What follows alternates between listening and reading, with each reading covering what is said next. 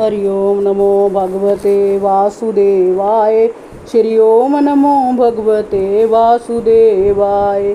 जो श्रीमद् भागवत को दूर से ही देखकर उसके सन्मुख जाता है, वह एक एक पग पर अश्वेध जग के पुण्य को प्राप्त करता है, इसमें तनिक भी संदेह नहीं है। जो मानव खड़ा होकर श्रीमद् भागवत को प्रणाम करता है, उसे मैं धन, स्त्री, पुत्र और अपनी भक्ति प्रदान करता हूँ। हे पुत्र, जो लोग राजोजित सामग्रियों से युक्त होकर भक्ति पूर्वक श्रीमद् भागवत की कथा सुनते हैं, मैं उनके वशीभूत हो जाता हूँ। सर्वत्र जो लोग मेरे प्रभु से संबंध रखने वाले सभी उत्सवों में मेरी प्रसन्नता के लिए वस्त्र, आभूषण, पुष्प, धूप और दीप आदि उपहार अर्पण करते हुए परम उत्तम श्रीमद् भागवत पुराण का भक्ति पूर्वक श्रवण करते हैं, वह मुझे उसी प्रकार अपने वश में कर लेते हैं जैसे पतिव्रता स्त्री अपने साधु स्वभाव वाले पति को वश में कर लेती है। स्कंद पुराण, विष्णु खंड, मार्गशील महात्म। श्री सुखदेव जी को नमस्कार। जिस समय श्री सुखदेव जी का यज्ञोपवीत संस्कार भी नहीं हुआ था,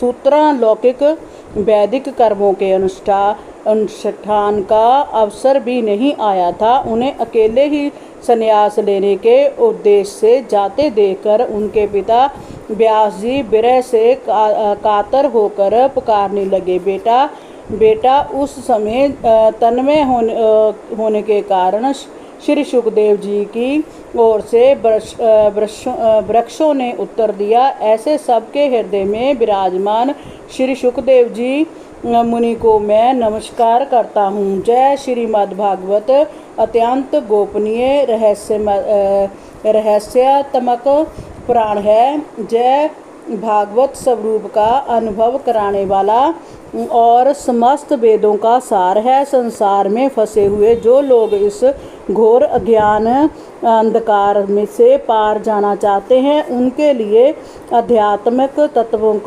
को प्रकाशित करने वाला जय एक अद्वितीय दीपक है। वास्तव में उन्हीं पर करुणा करके बड़े बड़े मुनियों के आचार्य श्री सुखदेव जी ने इसका वर्णन किया है। मैं उनकी शरण ग्रहण करता हूँ। श्री सुखदेव जी महाराज अपने आत्मानंद में ही निमग्न थे। इस अखंड अद्वैत स्थिति से उनकी भेद दृष्टि सर्वथा निवृत्त हो चुकी थी। फिर भी मुरली मनोहर श्याम सुंदर की मधुमेयी मंगलमयी मनोहर हारनी लीलाओं ने उनकी वृत्तियों को अपनी ओर आकर्षित कर लिया और उन्होंने जगत के प्राणियों पर कृपा करके भागवत को प्रकाशित करने वाले इस महापुराण का विस्तार किया। मैं उन्हीं सर्वोपहारी व्यास नंदन भगवान श्री सुखदेव जी के चरणों में नमस्कार करता हूँ। श्रीमद् भागवत की महिमा। श्रीमद् भागवत की महिमा मैं क्या लिखूं। इसके आदि के 3 श्लोकों में जो महिमा कह दी गई है, उसके बराबर कौन कह सकता है। उन तीनों श्लोकों को कितनी ही बार पढ़ चुकने पर भी जब उनका स्मरण होता है, मन में अद्भुत भाव उदित होते हैं। कोई अनुवाद उन श्लोकों की गंभीरता और मधुरता को पा नहीं सकता। उन तीनों श्लोकों से मन को निर्मल करके फिर इस प्रकार भगवान का ध्यान कीजिए। मुझको श्रीमद् भागवत में अत्यंत प्रेम है। मेरा विश्वास और अनुभव है कि इसके पढ़ने और सुनने से मनुष्य को ईश्वर का सच्चा ज्ञान प्राप्त होता है और उनके चरण कमलों में अचल भक्ति होती है। इसके पढ़ने से मनुष्य को दृढ़ निश्चय हो जाता है कि इस संसार को रचने और पालन करने वाली कोई सर्वव्यापक शक्ति है इत्यादि अनेक नामों से पुकारते हैं। भागवत के पहले ही श्लोक में वेद व्यास जी ने ईश्वर के स्वरूप का वर्णन किया है कि जिससे इस संसार की सृष्टि पालन और संहार होते हैं, जो त्रिकाल में सत्य है, अर्थात जो सदा रहा भी है और रहेगा भी, और जो अपने प्रकाश से अंधकार को सदा दूर रखता है। उस परम सत्य का हम ध्यान करते हैं। उसी स्थान में श्रीमद् भागवत का स्वरूप भी इस प्रकार से संक्षेप में वर्णित है कि इस भागवत में जो दूसरों की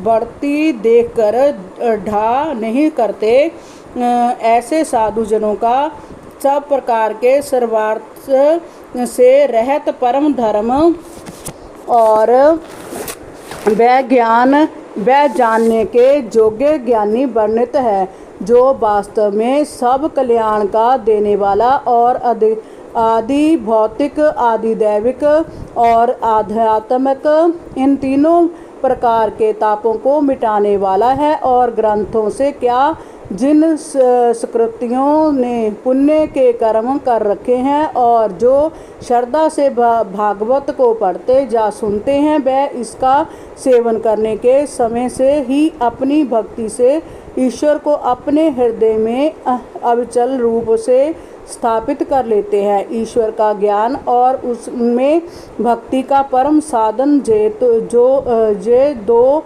पदार्थ जब किसी प्राणी को प्राप्त हो गए हों, तो कौन सा पदार्थ रह गया जिसके लिए मनुष्य कामना करे। और यह दोनों पदार्थ श्रीमद् भागवत से पूरी मात्रा में प्राप्त होते हैं। इसलिए जय पवित्र ग्रंथ मनुष्य मात्र का उपकारी है।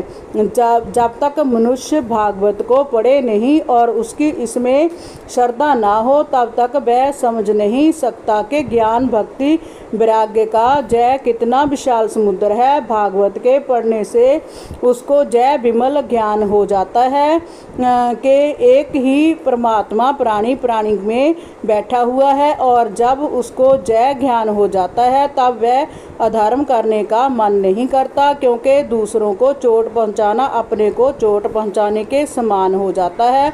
इसका ज्ञान होने से मनुष्य सत्य धर्म में स्थिर हो जाता है, स्वभाव ही से दया धर्म का पालन करने लगता है और किसी अहिंसक प्राणी के ऊपर वार करने की इच्छा नहीं करता। मनुष्यों में परस्पर प्रेम और प्राणी मात्र के प्रति दया का भाव स्थापित करने के लिए इससे बढ़कर कोई साधन नहीं। वर्तमान समय में जब संसार के बहुत अधिक भागों में भयंकर युद्ध छिड़ा हुआ है, मनुष्य मात्र को इस पवित्र धर्म का उपदेश अत्यंत कल्याणकारी होगा। जो